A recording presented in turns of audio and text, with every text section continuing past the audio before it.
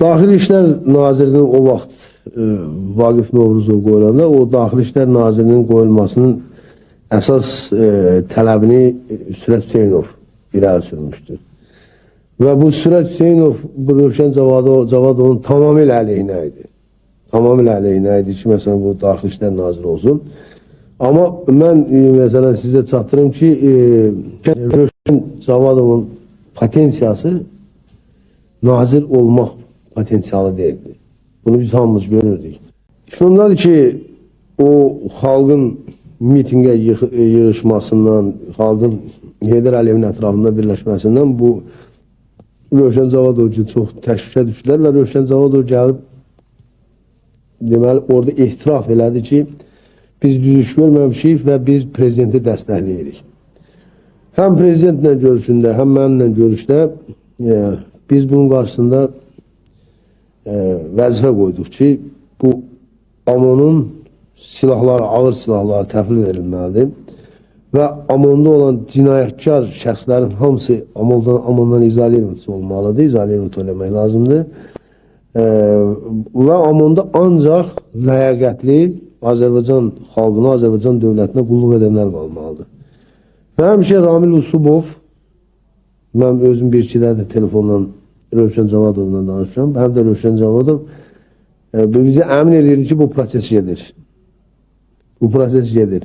Yəni biz gözləyirdik ki, daha doğrusu ümid edirdik ki, bu artıq bunlar hər şeyi başa düşüblər və bunlar qansız, qadasız bu işi həyata keçirəcəklər, axıra qədər aparacaqlar. Xarici kəşfiyyat emissarlarının bu hadisələrdə iştirakı haqqında çoxları söhbət edir. Yəni, konkret olaraq hansı ölkənin emissarları bu hadisələrdə birbaşa rol olub və onlar ümumiyyətlə bu hadisələrin gedişindən və yaxud olan nəticəsindən nələr gözləyə bilərdilər və nə gözləyirdilər?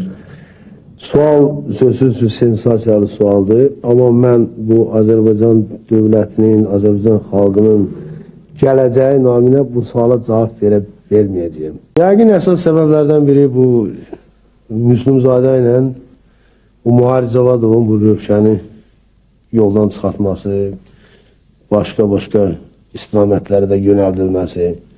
Yəni demək istəyirəm, mən tərəfdən bizim aramızın dəyməsi, dəyməməsi belə bir şey olmuyor qəti sürətdə.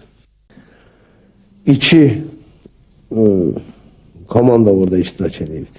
Bir 777-nin 120 nəfəri, sən də onları yaxşı tanıyırsan. Bir də 776-nın 96 nəfəri. Və həqiqətən də Naxçıvandan da gəlmişdi.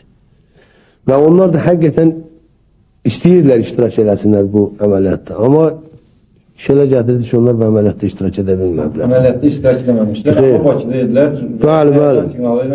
Bəli. Yəni bunlar o əməliyyatda iştirak eləməkləri baş tutmadı, lazım olmadı. Çünki bu saydığım o iki qrupa bu əməliyyatı özü axıra qədər həyata keçirə bildi.